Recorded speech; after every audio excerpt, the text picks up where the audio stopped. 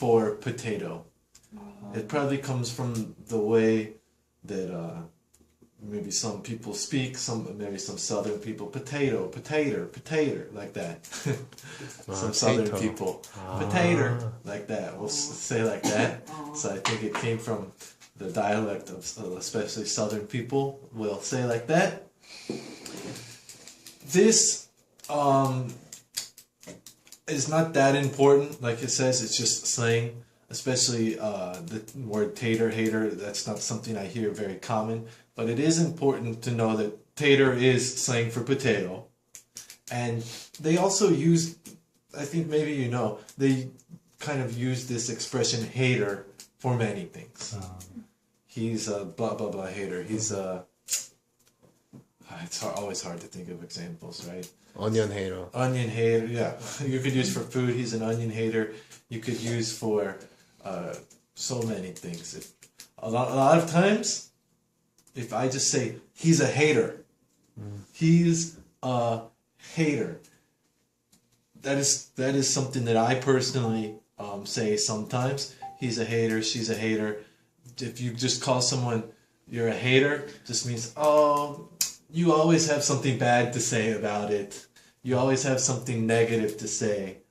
To hate can be used to say as that, to say bad things about, to deride, to put down. So some common like slang, stop hating, and a lot of times we'll take off the G. Stop hating. Stop hating on me, like that. Stop hating on me means stop saying bad things about me. You know, like I'm trying here. Stop hating on me, like that. So to hate can be used not really to deeply hate something, but just to say bad things about it. He's always hating on me. He's always hating on that, like that. Okay, number 2. Satiate is a verb. The T makes an SH sound here, the first T. Not to satiate, to satiate. To satiate. It makes an SH sound. And it means to satisfy fully. For example, an appetite. Usually this is used when talking about food. My hunger can only be satiated by eating fried chicken. I can only be satisfied by eating fried chicken. In the example, they call it is satiating, so they use it with the ing. They're low in calories and satiating. A word that you could substitute in, very filling. They're low in calories and very filling, very satiating. They satisfy your hunger. Number 3, starchy. Because potatoes are starchy, or you can say high in starch, consisting of or containing starch. They are high in starch. Starchy foods are potatoes, grain like spaghetti, pasta is high in starch. I'm not a nutritionist, so I don't know exactly what starch is, but stuff like that. Potatoes, pasta, bread, high in starch. I don't know even exactly what starch is. I just know that it's high in starch. Do you guys know what it's kind of saying? High in starch. Can you understand? Just wheat meal. Yeah, wheat and potatoes. It's very starchy meal. Another, when you go to the dry cleaner, I don't know if this is related at all. I'm not sure. When you go to the dry cleaner, and you get your shirt dry cleaned, you get your shirt cleaned, they will ask you, like, do you want low starch, medium starch, or high starch? I don't know if it's related, but it's in the dry cleaner, some chemical or some material that they use. I think it depends on how like hard the shirt will be. I'm not even sure. And although they usually used to iron shirts with starch. What is starch? That's what I'm saying.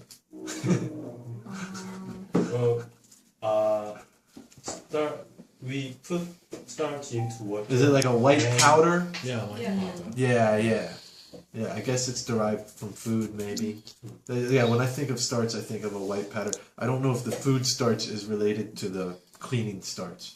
If they're two separate things or if they're related, I'm not exactly sure. But those are, let's start you. Number 4, glycemic index. I think the C here makes an S sound. Glycemic index, a number associated with a particular type of food that indicates the food effect on a person's blood sugar. So, especially when I hear this, I think about blood sugar. I think about diabetes. Someone who has diabetes, they are very concerned with their glycemic index, the number. This article says that potatoes are high. What does it say? It says potatoes land high. Yeah, potatoes land high in the glycemic index. So they will raise your blood sugar levels. Potatoes and other vegetables are placed high in the glycemic index. This is a nutritionist term, a medical term, something that you will see if you're reading an article about potatoes or something like that. When you're just using speaking, unless you're talking to a doctor, they probably won't use this word. People usually just say blood sugar level, as much as when you're just speaking, just talk about blood sugar. Number 5, blunt is a verb. It means to make less effective or to weaken. You can blunt the bad effects of sitting for a long time by exercising at least 3 hours a day. 3 hours a day. Good luck doing that.